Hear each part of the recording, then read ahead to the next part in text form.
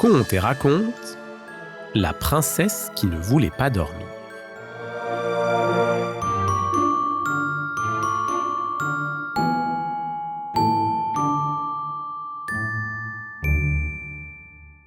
Il était une fois un château. Dans ce château, il y avait 5 tours, plus hautes et plus belles les unes que les autres. Dans ces tours, il y avait des chambres, toutes décorées avec goût. Et dans une de ces chambres vivait une princesse. Une jeune princesse, haute comme 3 pommes, espiègle et pleine de malice. Elle s'appelait Léonore.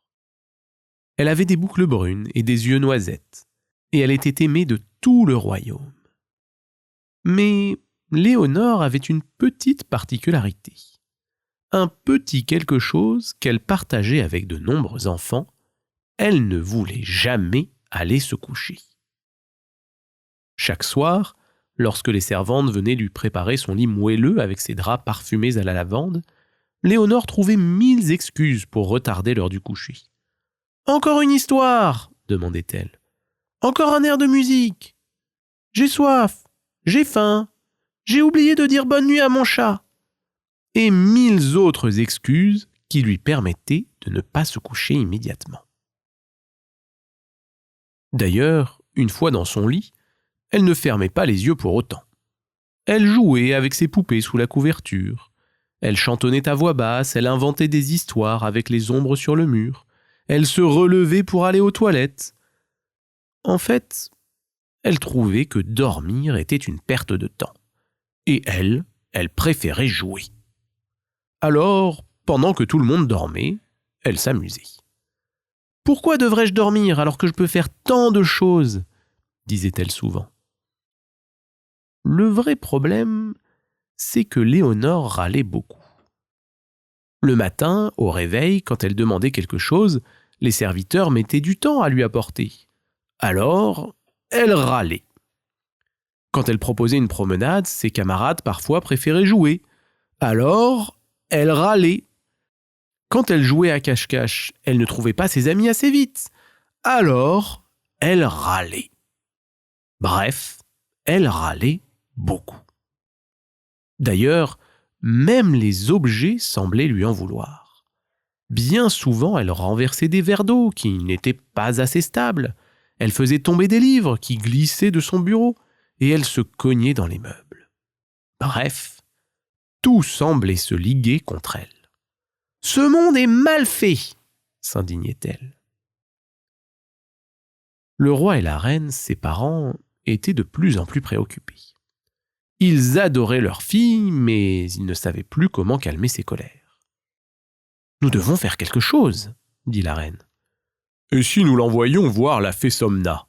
proposa le roi. La fée Somna était une fée mystérieuse qui habitait une petite chaumière au beau milieu de la forêt.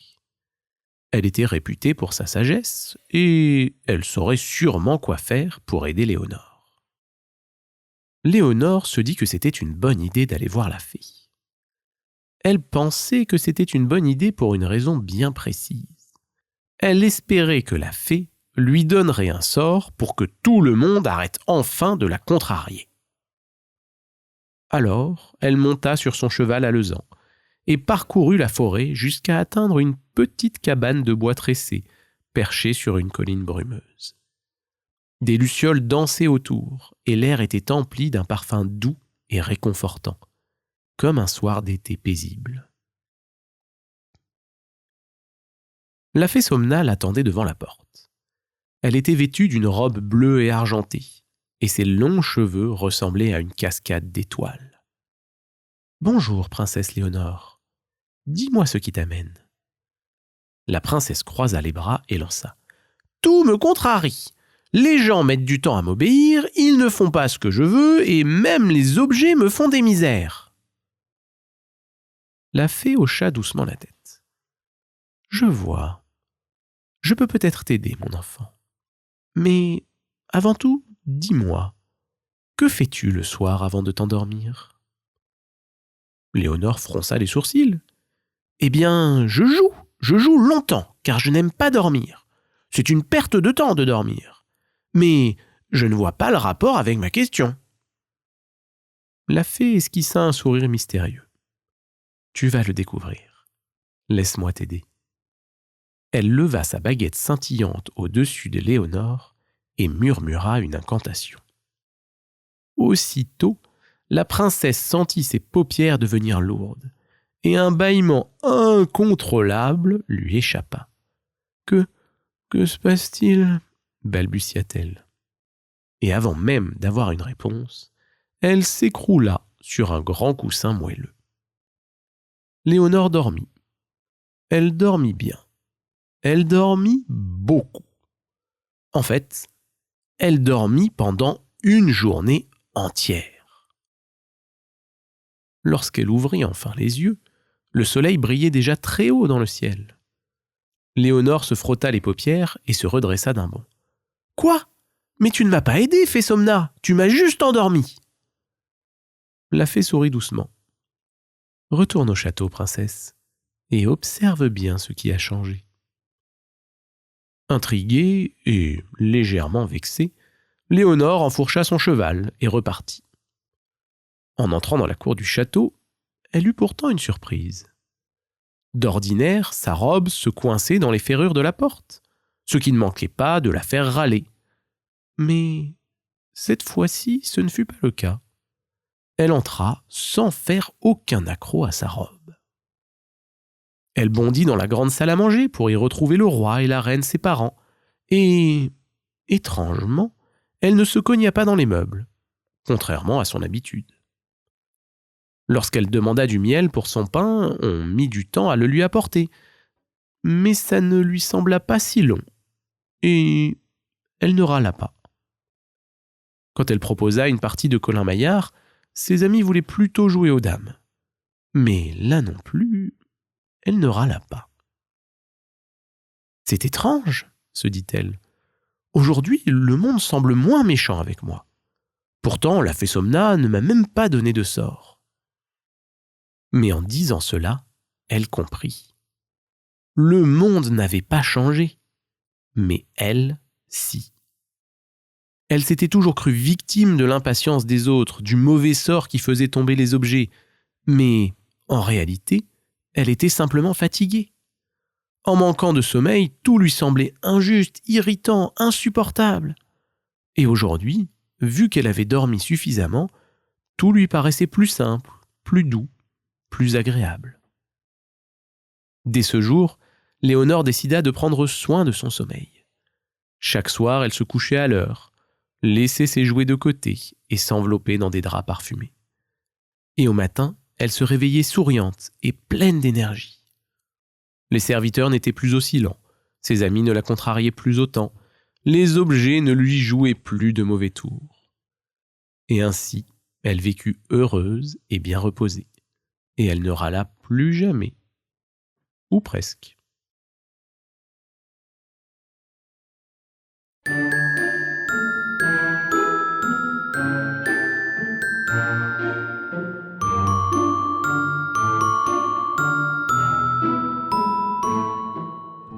Conte et raconte, le prince qui ne voulait pas manger de légumes.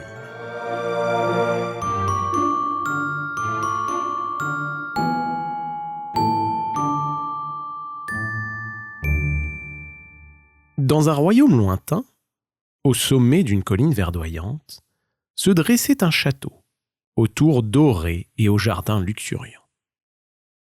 C'est ici que vivait le prince Grégoire, un jeune garçon vif et malicieux, mais avec un défaut qui désespérait tout le royaume.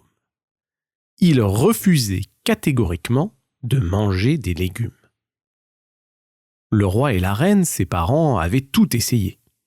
Ils avaient fait venir les meilleurs cuisiniers du pays, préparer les légumes sous toutes les formes possibles, en purée, en soupe, en gratin, en beignet, rien à faire.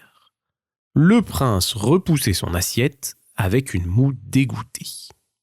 « Grégoire, mon fils, les légumes sont essentiels pour grandir et être en bonne santé, » soupirait la reine inquiète. « Mais ils sont fades, ils sont amers et ils sont trop verts, protestait le prince en croisant les bras. Le roi, un homme grand et fort, se désespérait à chaque repas. Il avait ordonné qu'on rapporte des légumes des contrées les plus éloignées du royaume, espérant ainsi éveiller la curiosité de son fils. On lui servit donc des carottes violettes du désert des saphirs, des courges étoilées des montagnes d'argent et même des haricots d'or des terres du soleil.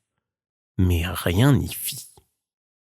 Et le plus grand problème dans tout cela, c'est qu'à force de ne manger que du pain, de la viande et des pâtisseries, le prince restait petit. Il restait tout petit. À 10 ans, il avait la taille d'un enfant de 5 ans. Et cela inquiétait énormément ses parents. « Il faut agir, et vite !» déclara un jour le roi en tapant du poing sur la table. Et c'est ainsi qu'il fut décidé d'envoyer le prince voir le mage Helianthus, un vieil enchanteur sage et bienveillant, connu pour ses potions et ses recettes miraculeuses. Le prince Grégoire n'était pas ravi de cette idée, mais il ne pouvait désobéir à son père. Alors, accompagné de son fidèle cheval gris, il traversa les forêts épaisses et les vallées fleuries, jusqu'à atteindre une petite chaumière aux volets bleus, nichée au pied d'une colline couverte de champs dorés. Le mage Helianthus l'attendait sur le seuil, une longue tunique couleur safran flottant au vent. Son visage ridé était éclairé par un sourire amusé. « Ha ha ! Voilà le célèbre prince qui refuse les légumes !» s'exclama-t-il en riant. « Entre donc, jeune homme, et voyons ce que nous pouvons faire pour toi. » Grégoire entra, intrigué par l'intérieur de la chaumière. De grandes étagères couvertes de bocaux remplis d'herbes, de poudres et d'épices tapissaient les murs. Une immense marmite bouillonnait au centre de la pièce, exhalant une délicieuse odeur. « Nous allons faire un jeu, Grégoire, » annonça le mage en lui tendant une assiette. « Je vais te faire goûter plusieurs plats, et si tu aimes l'un d'entre eux, je te révélerai son secret. » Le prince intrigué accepta le défi. Le premier plat était une tourte, dorée et croustillante à souhait. Grégoire en prit une bouchée, mais dès qu'il sentit le goût des petits pois cachés à l'intérieur, il repoussa son assiette. « Ah, il y a des légumes dedans !» s'indigna-t-il.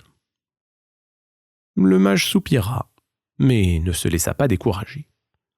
Il lui présenta une soupe, bien crémeuse, parfumée aux herbes. Grégoire la goûta, mais lorsqu'il comprit qu'il y avait du chou-fleur à l'intérieur, il secoua la tête avec dégoût. « Ah, là aussi il y a des légumes !» Et plat après plat, il refusait de manger, repérant toujours le moindre légume dissimulé. « Je vois que tu as un don exceptionnel, Grégoire, celui de détecter les légumes partout, » plaisanta le mage. Mais, après des heures d'effort, Helianthus, désespéré, leva les bras au ciel et déclara : « Je suis désolé, mon garçon, mais on dirait que je ne peux rien faire pour toi. Tu es libre de rentrer au château. » Soulagé d'échapper aux légumes, Grégoire s'apprêtait à partir, lorsque son regard fut attiré par une assiette posée sur la table. « Qu'est-ce que c'est » demanda-t-il. « Oh, ce n'est que mon dîner, » répondit le mage distraitement. « Tu peux le prendre si cela te chante. Au point où nous en sommes. » Le plat dégageait une odeur alléchante. Il était doré à point et parsemé de petits éclats croquants. Intrigué, Grégoire prit une cuillère et la porta à sa bouche. À sa grande surprise, c'était délicieux. « Qu'est-ce donc ?» demanda-t-il. « Ce sont des brocolis aux amandes grillées, » répondit le sage avec un sourire en coin. Ça, des brocolis ? S'exclama Grégoire interloqué. Tout à fait, mais préparés différemment de ceux que tu as toujours connus. Un légume, vois-tu, peut avoir 1000 visages. Tout dépend de la manière dont on le cuisine, expliqua le mage avec un sourire. Grégoire en reprit une bouchée, puis une autre, et encore une.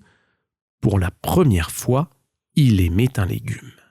« Peux-tu me cuisiner tous les jours des légumes comme ça ?» demanda-t-il les yeux brillants.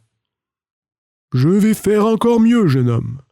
Je vais enseigner mes recettes aux cuisiniers du château, » répondit le mage.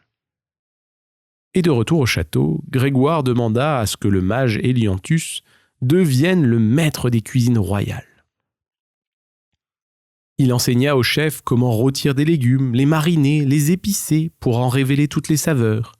Il leur expliqua les différents modes de cuisson et l'intérêt de chacun. Et bientôt, le prince se mit à goûter toutes sortes de légumes, des carottes glacées au miel, des aubergines braisées fondant à souhait, des haricots croquants tout juste al dente, et comme par magie, il commença enfin à grandir.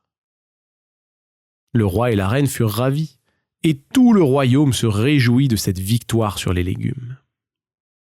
Et depuis ce jour, chaque enfant du royaume apprit que les légumes ne sont pas seulement bons pour la santé, ils peuvent aussi être délicieux si on sait comment les cuisiner. Et toi, as-tu déjà goûté des légumes cuisinés comme un mage ? Peut-être devrais-tu essayer. Qui sait, tu pourrais être surpris.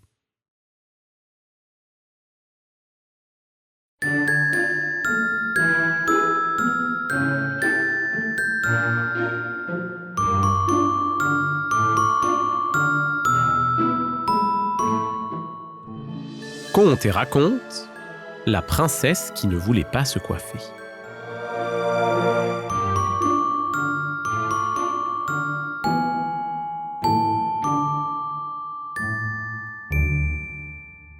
Il était une fois, dans un royaume lointain, bordé de forêts profondes et de rivières argentées, une jeune princesse, prénommée Isaline.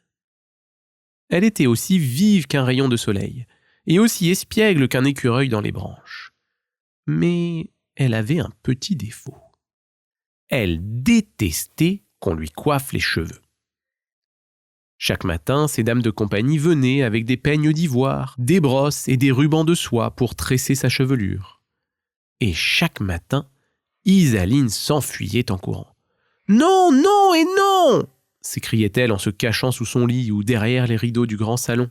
« Mais princesse, il faut démêler ses nœuds !» lui disaient ses servantes en soupirant. « Ça tire trop, je préfère avoir les cheveux libres !» répondait-elle en secouant sa chevelure dorée et emmêlée. Et ainsi, jour après jour, les nœuds grandissaient, s'emmêlaient, formaient des boucles sauvages et des torsades indomptables. Au début, les habitants du château souriaient en voyant la crinière indisciplinée de la princesse. « Ah, quel enfant têtu !» disait la reine avec un petit rire. « Oh, elle finira bien par changer d'avis !» ajoutait le roi en haussant les épaules.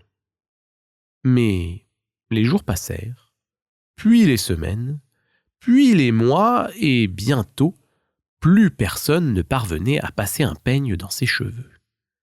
Sa tignasse était devenue si emmêlée que des brindilles y restaient coincées lorsqu'elle courait dans les jardins, et parfois même des pétales de fleurs s'y accrochaient. Et cela dura jusqu'au jour où les oiseaux du royaume commencèrent à s'y intéresser. Un matin, alors qu'Isaline jouait dans le verger, un petit moineau volta jusqu'à elle. Il observa sa chevelure en bataille et trouva qu'elle ressemblait à une cachette idéale.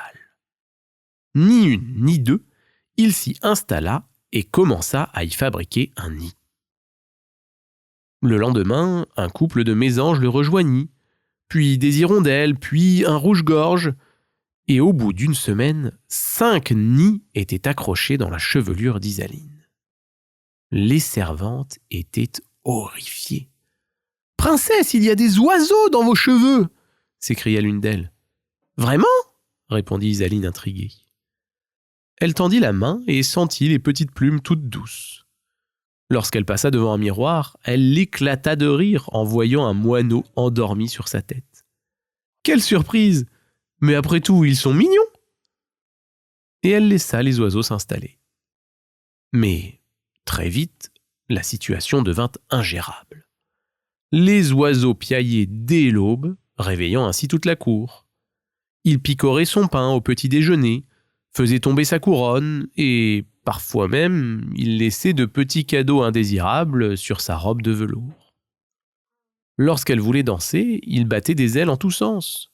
Lorsqu'elle voulait lire, il se perchait sur son épaule pour regarder aussi. Et lorsqu'elle voulait dormir, il se disputait pour savoir qui dormirait le plus haut sur sa tête. Un jour, un écureuil étudia la possibilité d'installer son logis sur sa tête, mais bien vite il repartit. Toujours est-il qu'Isaline commença à regretter son choix. « Peut-être qu'il est temps de me débarrasser de ces nids, » se dit-elle en se regardant dans le miroir. Mais comment faire ? Ses cheveux étaient devenus un véritable enchevêtrement de brindilles, de plumes et de fils d'herbe. Il faut trouver une solution. Désespérée, la princesse alla voir le grand coiffeur du royaume. Un vieil homme à la barbe blanche, réputé pour être capable de dompter n'importe quelle chevelure. Lorsqu'il vit le désordre qui régnait sur la tête d'Isaline, il hocha gravement la tête.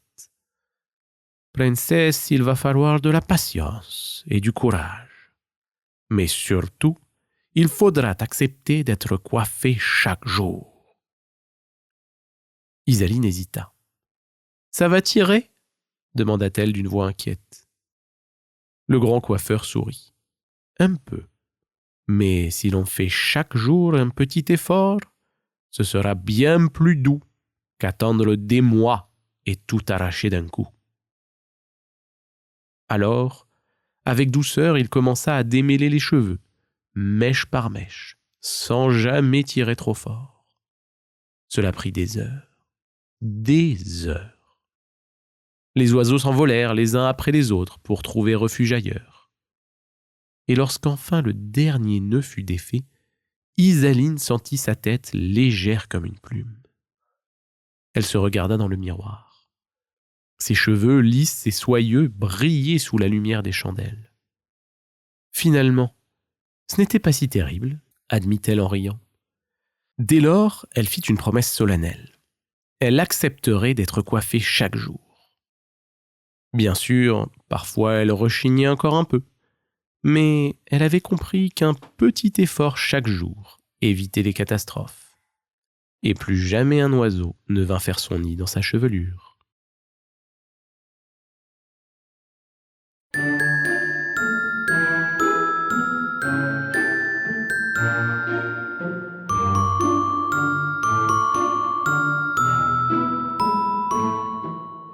Conte et raconte le dragon qui avait peur du noir.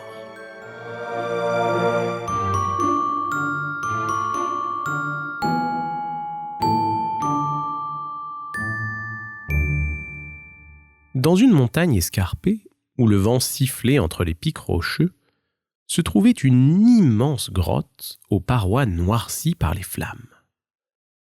C'est là que vivait une grande famille de dragons. Et parmi eux, un jeune dragon, pas plus grand qu'un cheval, ce qui est tout petit pour un dragon.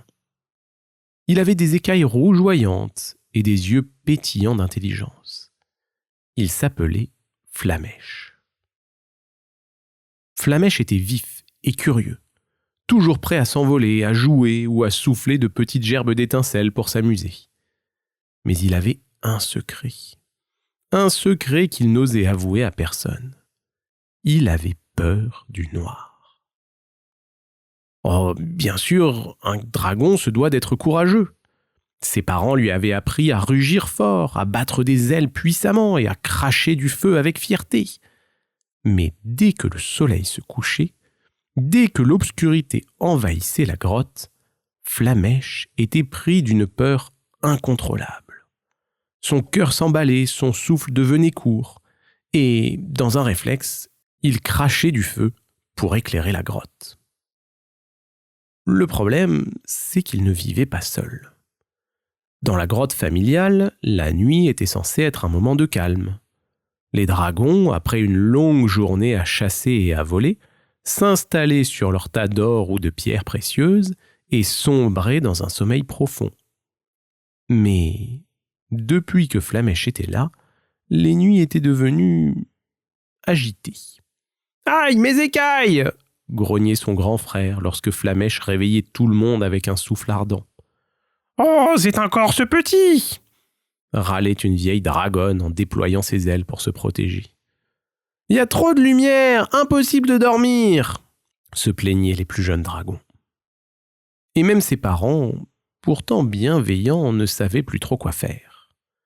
Son père, un immense dragon aux écailles dorées, lui avait donné une pierre de lave brillante à garder près de lui. Mais, dès qu'elle s'éteignit un peu, Flamèche paniquait à nouveau et soufflait des flammes de plus belle. Sa mère tentait de le rassurer. « Le noir n'est pas dangereux, Flamèche. Regarde, tout est calme. Il n'y a rien à craindre. » Alors Flamèche essayait de se convaincre que, effectivement, le noir n'était pas dangereux. Mais rien n'y faisait. Chaque nuit, il avait peur, et chaque nuit, il illuminait la grotte de ses flammes, empêchant ainsi tout le monde de dormir. Après plusieurs semaines à supporter ces feux nocturnes, ses parents décidèrent qu'il fallait trouver une solution. « Allons voir le sage Saphir. Il saura t'aider. » Saphir était un dragon très ancien, aux écailles bleues et aux yeux pleins de sagesse. Il vivait au sommet de la montagne, là où peu de dragons osaient aller à cause des vents glacés. Flamèche frissonna à l'idée de lui parler. Et s'il se moquait de lui? Mais il voulait que tout le monde soit fier de lui. Alors il prit une grande inspiration et s'envola vers le sommet, bravant les vents et la brume du matin. Lorsqu'il arriva, le vieux dragon était assis devant sa caverne, observant l'horizon. « Je t'attendais, petit dragon, » dit-il d'une voix calme. Flamèche s'étonna. Comment savait-il qu'il allait venir? Tes parents m'ont prévenu. Dis-moi, pourquoi as-tu si peur du noir? Flamèche hésita. Il baissa les yeux, puis avoua d'une voix tremblante. « Je ne sais pas. Quand il fait noir, j'ai l'impression qu'il y a quelque chose. Et en même temps que je suis tout seul. Alors je souffle du feu pour être rassuré. » Saphir hocha la tête et sourit doucement. « Le noir n'est pas ton ennemi, Flamèche. Il cache des merveilles que la lumière empêche de voir. Dis-moi, voudrais-tu les découvrir ?» Flamèche hocha timidement la tête. Alors Saphir lui proposa un défi. Passer une nuit entière dehors sans souffler de feu. « Ouvre bien tes yeux, tes oreilles et ton cœur. Et si tu veux allumer du feu, attends, juste un peu. Et avant, regarde autour de toi. » Le soir venu, Flamèche s'installa sur un grand rocher. Et bientôt il sentit le noir l'entourer, l'envelopper comme une immense cape. Il voulut souffler une flamme, mais il se rappela les paroles du sage. Alors il attendit. Il attendit et peu à peu, il vit. Il vit d'abord le ciel, qui s'illuminait de milliers d'étoiles, scintillant comme des diamants. Jamais il ne les avait vues aussi brillantes. Puis, en tendant l'oreille, il entendit le bruissement du vent, le chant discret d'un hibou et le murmure de la rivière en contrebas. Le noir n'était pas vide, il était vivant. Il était vivant de plein de merveilles qu'il n'avait jamais vues. Pour la première fois, Flamèche ne se sentait pas seul dans l'obscurité. Il était émerveillé. Longtemps, il écouta le souffle du vent et admira les étoiles. Et finalement, il s'endormit. Le lendemain matin, il retourna à la grotte, rayonnant de fierté, car ça y était, il n'avait plus peur du noir. Cette nuit-là, il s'installa comme d'habitude. Mais cette fois, il ne souffla pas de feu. Les dragons attendirent. Rien. Il dort, enfin, murmura son frère. Et toute la grotte put enfin sombrer dans un sommeil paisible. À partir de ce jour, Flamèche n'eut plus jamais peur du noir. Il devint même celui qui racontait les plus belles histoires à propos de la nuit. Il décrivait la voie lactée, le vol silencieux des chouettes et le vent dans les montagnes. Car il avait compris que le noir n'était pas un ennemi et qu'il était plein de magie. Et maintenant, lorsqu'il ferme les yeux pour dormir, il sourit, car il sait que l'obscurité ne cache rien d'effrayant, mais seulement des merveilles à découvrir.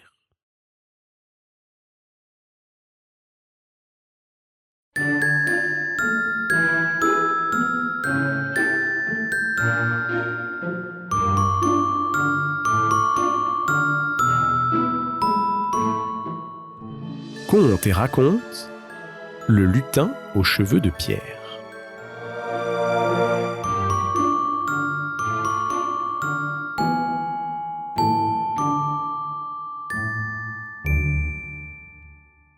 Dans une grande forêt, où les arbres murmuraient des secrets au vent et où les ruisseaux chantaient doucement entre les pierres, vivait un petit lutin nommé Patatruc. Sa cabane en bois, perchée au sommet d'un vieux chêne, était visible de loin, grâce aux rideaux rouges qui encadraient ses fenêtres. Patatruc y vivait seul. Mais il n'était jamais en manque de compagnie. Malheureusement, cette compagnie n'était pas toujours volontaire. Patatruc était connu pour ses blagues facétieuses, souvent au détriment des autres habitants de la forêt. Un matin, alors que la lumière dorée de l'aube inondait la forêt, Patatruc se réveilla en sursaut. Il ouvrit les yeux, mais tout était noir. « Quoi ? Mais qu'est-ce que... » murmura-t-il paniqué. Il cligna des yeux, frotta son visage, mais rien ne changea. « Je suis aveugle !» s'écria-t-il, sautant hors de son lit. Sa petite cabane, habituellement si familière, était devenue un véritable labyrinthe. Il tâtonna jusqu'à sa fenêtre et ouvrit les rideaux. Les rayons du soleil effleurèrent sa peau, il entendit les oiseaux chanter, mais l'obscurité persistait. « C'est un cauchemar !» Tentant de descendre, il se heurta au mur, trébucha sur une chaise et finit par tomber lourdement de son échelle, atterrissant dans un buisson, les ronces lui griffant la peau. « Aïe, cette journée commence vraiment mal !» Désorienté, Patatruc se mit à marcher à tâtons dans la forêt. Mais chaque pas semblait le mener à un nouvel obstacle, une racine, un tronc, un nid d'abeilles qu'il évita de justesse, et finalement, épuisé, il s'assit sur une pierre moussue et éclata en sanglots. Ses pleurs, désespérés et inhabituels, attirèrent une petite fée qui passait par là. Elle s'approcha prudemment, car elle connaissait bien Patatruc et ses habitudes facétieuses. « Patatruc, pourquoi pleures-tu » demanda-t-elle, perchée sur une branche proche. « Je suis aveugle » répondit-il entre deux sanglots. « Je ne vois plus rien, c'est horrible !» La fée, intriguée, s'approcha davantage et observa Patatruc. Puis elle éclata de rire. « Aveugle ? Mais pas du tout, voyons !»« Si, je te jure que... » Et avant qu'il ne puisse finir, la fée vola jusqu'à lui et d'un geste vif souleva ses cheveux. Ceux-ci, longs et emmêlés, formaient un rideau épais devant ses yeux. « Voilà !» dit-elle en riant. « C'était juste tes cheveux !» Patatruc ouvrit enfin les yeux et cligna plusieurs fois, ébloui par la lumière. « Oh, merci !» bredouilla-t-il, rouge de honte. La fée, toujours souriante, ajouta. Il faudrait vraiment aller chez le coiffeur. Et écoute, Patatruc, fais attention avec tes blagues. Un jour, quelqu'un pourrait vraiment te jeter un mauvais sort. Patatruc hocha la tête, promettant d'être plus sage. Mais, fidèle à lui-même, il oublia bien vite sa promesse. Plus tard dans la journée, alors qu'il se promenait gaiement, Patatruc aperçut un hamac, suspendu entre deux grands pins. Un nez crochu et un chapeau pointu dépassaient du bord, et le hamac oscillait doucement au rythme des ronflements puissants de son occupant. L'occasion était trop belle. Un sourire espiègle illumina le visage de Patatruc. « Oh, ça va être drôle !» pensa-t-il en se frottant les mains.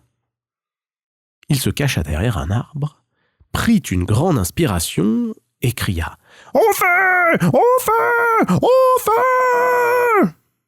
Le hamac se mit à bouger frénétiquement et une sorcière qui dormait là, prise par surprise, tomba et bascula et tomba lourdement sur le sol. Elle se releva furieuse, se frottant les fesses.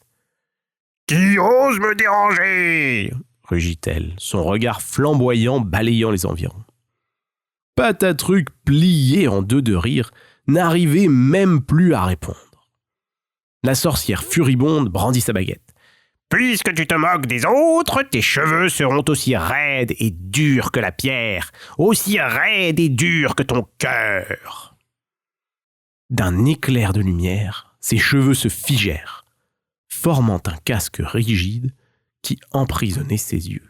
« Non !» s'écria Patatruc. « Je suis désolé, je ne recommencerai plus !» Mais la sorcière haussa les épaules. « Trop tard, Patatruc, c'est ta punition. Peut-être qu'un jour tu comprendras. » Et dans un tourbillon de fumée, elle disparut, laissant Patatruc seul, et cette fois réellement aveugle. Patatruc, désespéré, se tailla un bâton qu'il peignit en blanc. Au début, il errait de ci de là, maladroitement, trébuchant sur tout ce qui se trouvait sur son chemin. Mais petit à petit, il apprit à se repérer et à écouter attentivement les sons de la forêt. Avec le temps, il découvrit aussi une nouvelle manière d'interagir avec le monde. Incapable de faire ses blagues habituelles, il se mit à aider les autres. Il portait des provisions pour un renard fatigué, il guidait un hérisson égaré, il berçait les bébés oiseaux dans leur nid. Et un jour, alors qu'il se promenait, il entendit des pleurs. Guidé par le son, il s'approcha et trouva un bébé seul et effrayé. « Là, petit, ne pleure pas !» murmura Patatruc. Il entonna une douce berceuse, et le bébé se calma presque instantanément. « Merci d'avoir apaisé mon enfant !» dit une voix proche. Surpris, Patatruc répondit timidement. « Oh, ce n'était rien. »« Vous savez, vous devriez vous couper les cheveux !» ajouta la voix. « C'est un mauvais sort, » répondit Patatruc. « Ses cheveux sont aussi durs que la pierre. »« Je suis coiffeur, » dit la voix. « Peut-être puis-je essayer ?» Patatruc hésita, puis acquiesça. « Essayez, mais je doute que vos ciseaux y parviennent. Vous risquez juste de les casser. » Le coiffeur sortit sa meilleure paire de ciseaux et coupa une mèche de cheveux. À la surprise générale, un œil de Patatruc apparut. « Oh !» s'écria Patatruc. Un deuxième coup de ciseau libéra son autre œil, et Patatruc éclata de joie, retrouvant à nouveau la lumière du soleil. À ce moment, la sorcière et la fée apparurent. « Tu vois, Patatruc, » dit la sorcière, « tes cheveux étaient aussi durs que ton cœur égoïste. Mais à force de rendre service aux autres, ton cœur s'est adouci. Et tes cheveux aussi. » La fée ajouta avec douceur. « Peut-être que ce mauvais sort était la leçon dont tu avais besoin. » Patatruc, les larmes aux yeux, les remercia. « Oui, je ne referai jamais mes vieilles bêtises, » promit-il. Et cette fois, il tint sa promesse. Depuis ce jour, Patatruc continua à vivre dans la forêt. Il restait facétieux, mais ses blagues n'étaient plus jamais méchantes. Et lorsqu'il passait près des animaux ou des créatures qu'il avait aidées, il recevait de nombreux sourires de reconnaissance. On raconte encore son histoire dans toute la forêt, comme étant celle du lutin facétieux qui avait appris à écouter son cœur.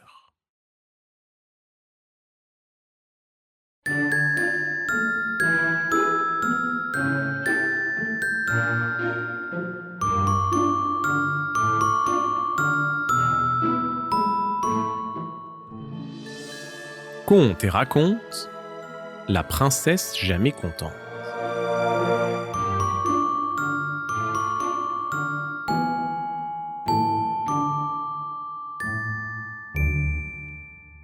Il était une fois un pauvre homme qui avait une fille unique. Une fille unique magnifique.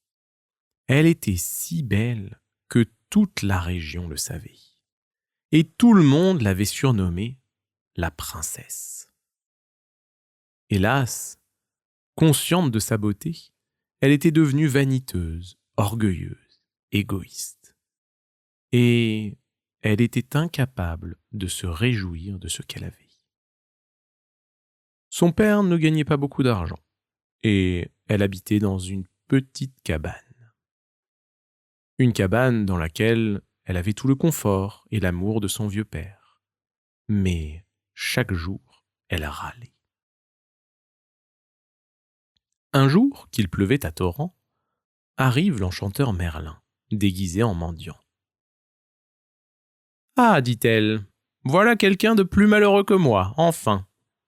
Venez ici dans ma cabane, il y a bien de la place pour deux, vous laisserez passer la pluie. » L'enchanteur entra et, regardant la princesse, il fut frappé de son air désolé. « À quoi pensez-vous » lui dit-il.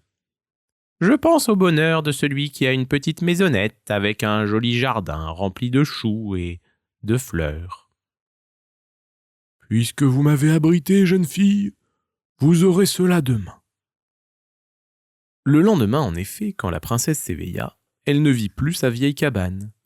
Elle se trouvait dans une gentille demeure ornée d'un petit jardin, joli comme tout.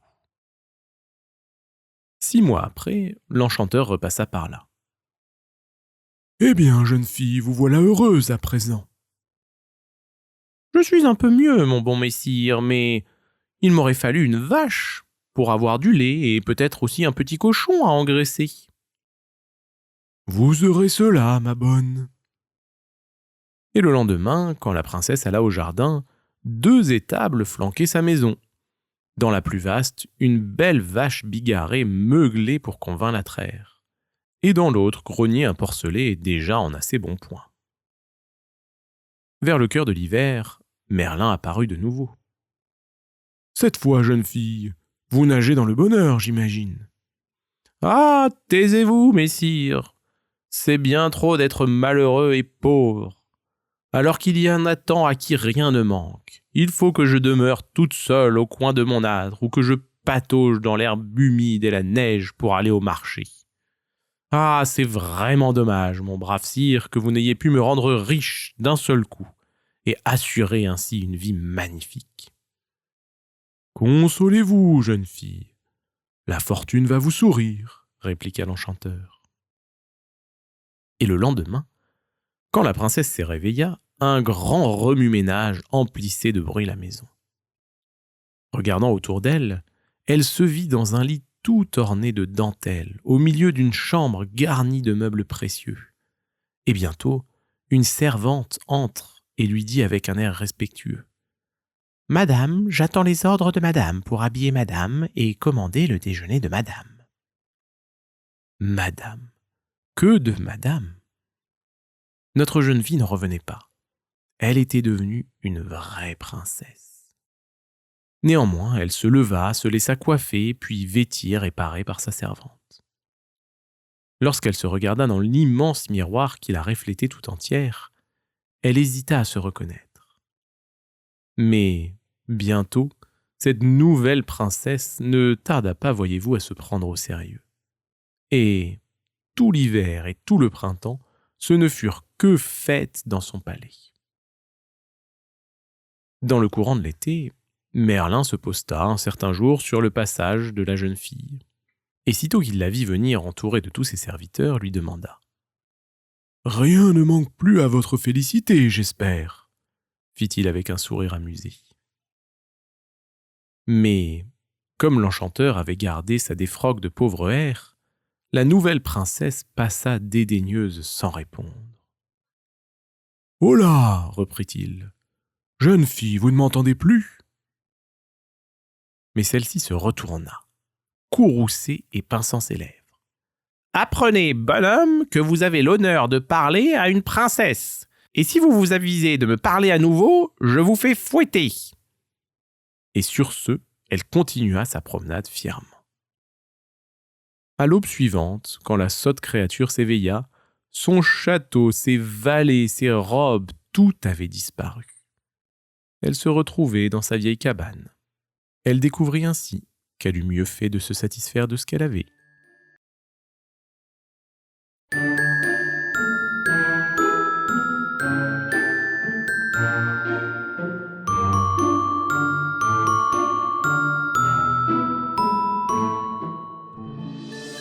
Conte et raconte comment le pangolin eut ses écailles.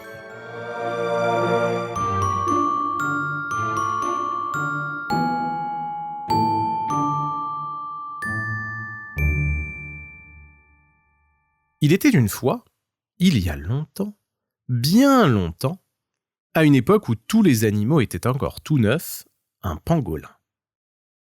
Vois-tu, aujourd'hui les pangolins ont une armure faite d'écailles très dures. Cette armure les protège de la tête aux pieds et va même jusqu'au bout de leur queue. Mais il n'en a pas toujours été ainsi. Notre pangolin, en effet, n'avait pas d'armure. Au lieu d'avoir de solides écailles, comme les pangolins d'aujourd'hui, il avait à la place de longs poils soyeux.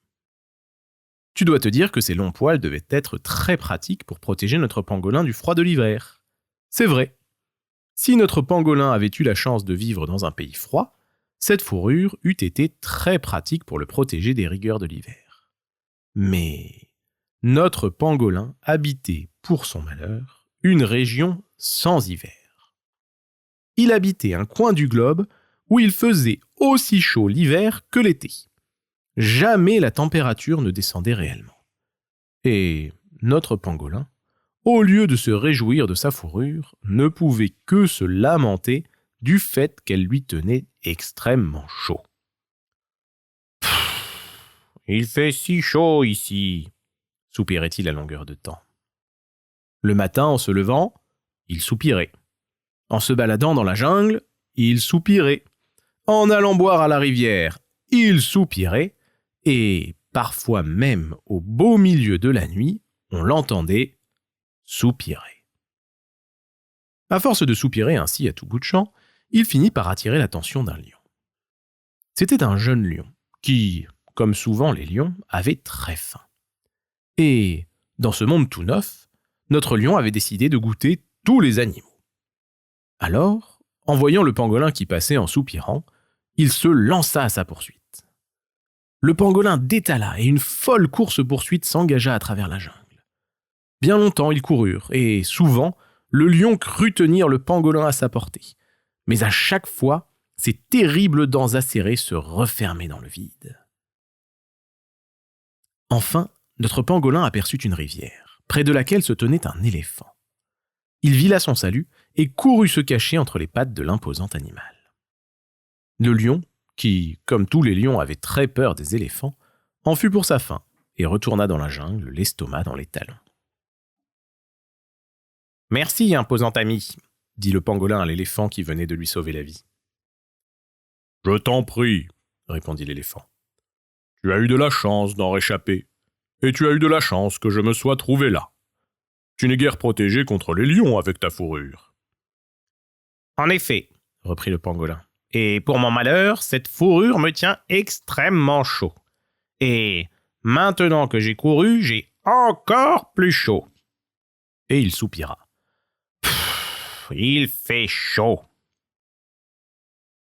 Si tu veux, j'ai peut-être une solution pour toi, suggéra l'éléphant. Il existe au sommet de la plus haute montagne de la jungle un arbre que l'on appelle l'arbre aux écailles. Son tronc est composé d'écailles aussi dures que la pierre. Si tu parviens à le trouver, peut-être pourras-tu te composer une armure, et alors, plus besoin de courir. Ce serait tellement bien, rêva le pangolin. Il soupira. Et ce soir-là, se coucha sans cesser de penser à ce fameux arbre aux écailles.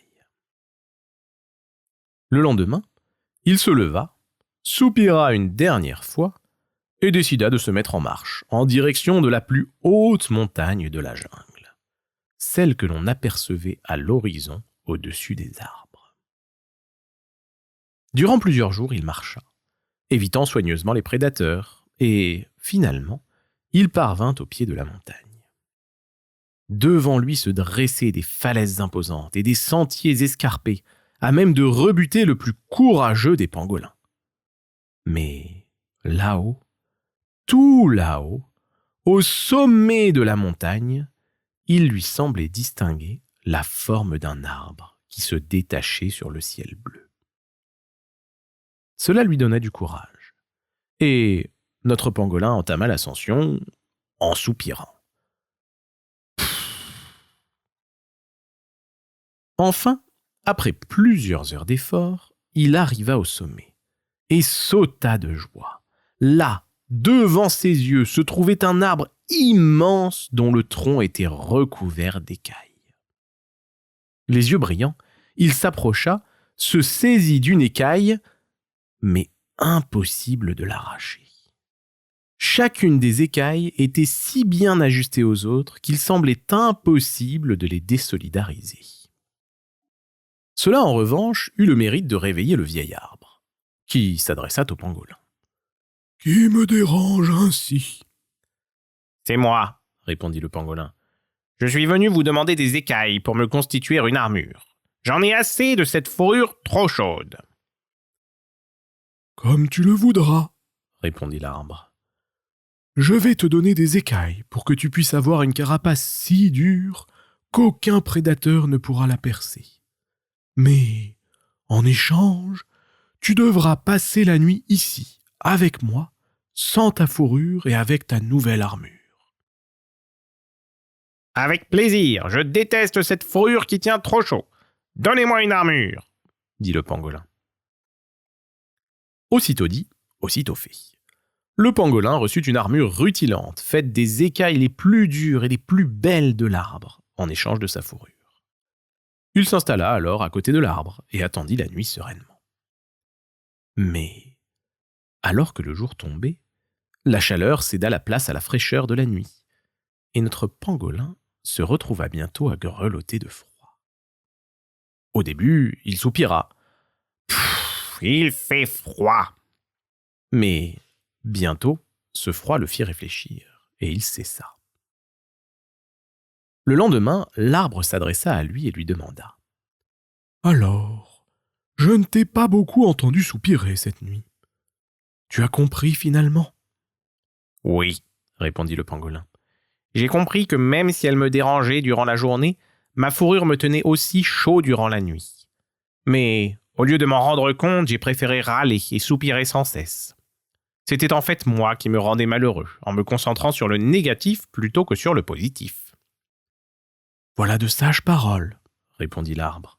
« Maintenant que tu as compris cela, désires-tu que je te rende ta fourrure ou préfères-tu garder ton armure ?» Le pangolin réfléchit un instant.